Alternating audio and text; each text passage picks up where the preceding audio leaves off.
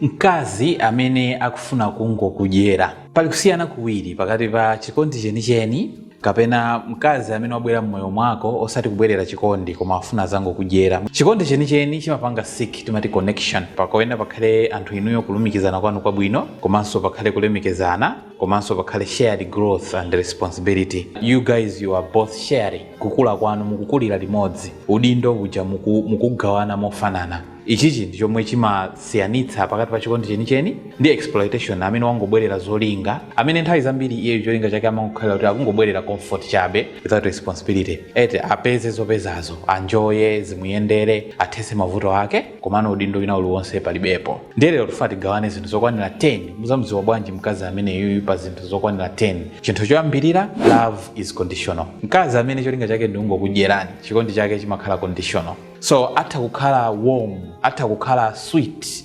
okoma, zochitika zake ofewa and opezeka mukamfuna, available. Komano izi zimachitika ndalama zikakhalapo. So what it means, ndalama zikangosowa pang'ono, sakhalaso warm kwa inu, samakhalaso wachimwemwe wansangala kwa inu, samakhala ofewa mtima kwa inu, samapezekanso. Kumulembera message, kumimbira phone, osakuyankhani komwe, chifukwa chonena kuti ndalama zichapalibepo. So inuyo mukangoyerekeza kungochedwa kumpasa chimene iye akufuna, kungochedwa kuspenda pa chimene iye akufuna, kungochedwa kumugulira chimene iye akufuna, udani umayambira pati? Umayambira pene papaso, iwe ndikumadabwanso kuti kodi chikondi chake ndiye chili pati? Attitude yake imasintha instantly, amakhala cold, amakhala distant, and amayamba kukhala disrespectful, wopanda ulemu wina uliwonse. Komanso chinthu cha number 2 chimene mungazamuzindikire mkazi amene cholinga chake ndi kungokudyerani.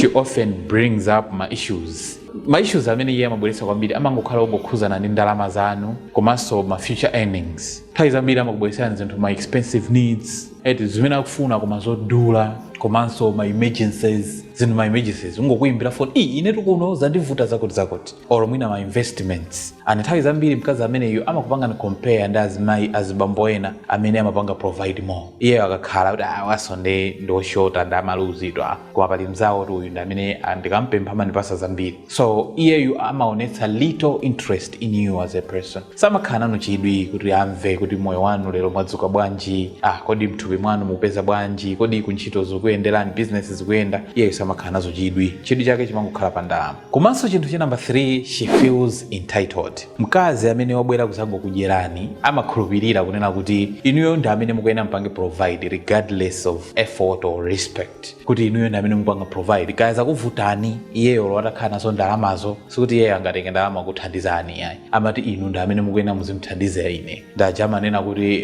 your money is our money. Ndalama zako iwe mwamuna ndi zathu. Pomwe my money is not your money or it's not our money. Pomwe ndalama zimene ndapeza ine sizambanja munonso yayi. So iweyo you are the only one to provide. So gratitude is unnecessary because she deserves it. Komanso chinthu china cha number 4, no sacrifice from her side. Mkazi amene cholinga chake ndi kungokudyerani sapanga sacrifice ina iliyonse pa inuyoyi. So amapanga avoid kupanga contribute moyo wanu emotionally, financially or practically. Inuyo mukakhala zoti zinthu sizikuyenderani, ntchito akuchotsani, business yalowa pansi, she offers excuses instead of support. Amangopanga excuse, pepani iye kodi kukuthandiza kwa linako, mwati akuchotsani ntchito pepani. Samakupanga ni support, amangopereka ma excuses. Ineso ndese zikuniyendera, amangopasa ni mavuto ambirimbiri iye, ngakhale atakhala zoti mavuto alibe. Komanso chinthu cha number 5 chimene mkazi wabwera mmoyo mwanu kuzangokudyerani amapanga, pressure and manipulation. Amene wandazikazi amene amabweresa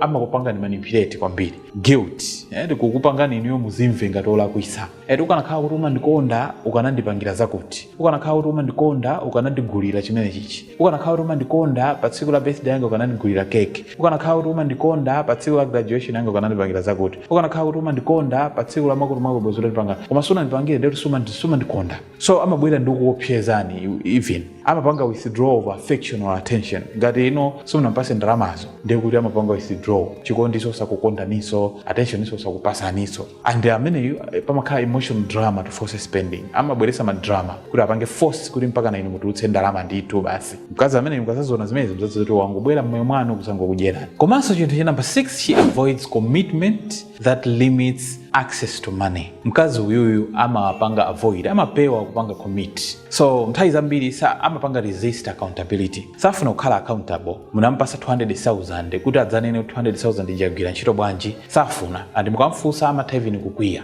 Samakhala maroles ake samakhala clear. Simakhala transparency. Simakhala long term responsibility mwa iyeyo. Sinanga iyeyo cholinga chake ndi ndalama. Alibe nazo plan kwenikweni. Cholinga chake nkungofuna kudyerani. And iyeyo wanjoya ma benefits. So no need kuti akhale transparent kwa inoyo. Mukasampeza mkazi ameneyo olo mukasaziona zimene zimwa mkazi, muzazifunse maso awiri kuti ngutheka ati mkazi uyu wangobwera kusadya ndalama zanga. Chinthu cha number 7, respect declines after she secures benefits. Mkazi ameneyo kukulemekezani kumapanga decline, kumasiyika as long as niyo mwampasa chimene akutani, chimene amafuna. Iye akangona zoti ali financially comfortable, either kuti ndalama zono wayambana kuzipeza, either iniyo ndamene mwampasa or mwina wapanga zina zake ndiye wakhazikikano, ati ndalama ziyawambana kuzipeza, or pazi mwina ina matha kuyambisira business ichayamba kuchita nobwino, respect drops. Kukulemekezani iso inuyo, kukufunani iso inuyo, kumasiyika. Amamba kutenga nopanda ntchito, osafunikira, ena amamba kutukwanani, ena amamba kuyalutsani pagulu, ena amamba kupanga ignore your opinions. Unganuzeso chani iweyo. Mukazaziona zimene zizi mwa mkazi atachita bwino kuyamba kudererani, muzaziwenso or muzazifunse kuti mwina nkuteka mkazi uyu anali moyo mwanga or anandivomera ineyo kungofuna ma possessions anga. And this happens because the goal was acquisition and not partnership. Cholinga chake ye kunali kungopeza kuchokera kwa inu osati pakhale partnership. Chinthu cha number 8, she keeps her options open. Mkazi amene wabwera kuti azango kudyerani, ma options ake amasiya open. So amapanga bwanji, amapanga maintain ubale ndi azibambo ena, ndi azinzake ena, amakhala bini ma besties, amayankhulana bini ma exes ake, amayankhulana bini anthu amene amaoneka kuti amamfusira or amamfuna. Kuika ma options open kuti wina aliyese azitha kuona kuti azitha kutheka, right? So amapanga zimenezi makamaka kwa amuna amene ali ndi ndalama. Ma options ake wamasiya open kwa azimuna amene akuoneka kuti ali ndi ndalama. Ndiye mukazampeza mkazi ameneyu muzadziwe zonena kuti nkutheka ati uyu anangobwera mmoyo mwanu kuzangofuna zopeza. Chinthu cha number 9, mkazi ameneyu amapanga ndi chani? She pushes financial commitment, not emotional growth. Iyeyo chidi chake nthawi zambiri chimangokhala tu pa ndalama. So she pushes for joint assets. Kodi account ya iwe ndine titsegula liti. Kodi galimoto ija uyika liti mudzina langa.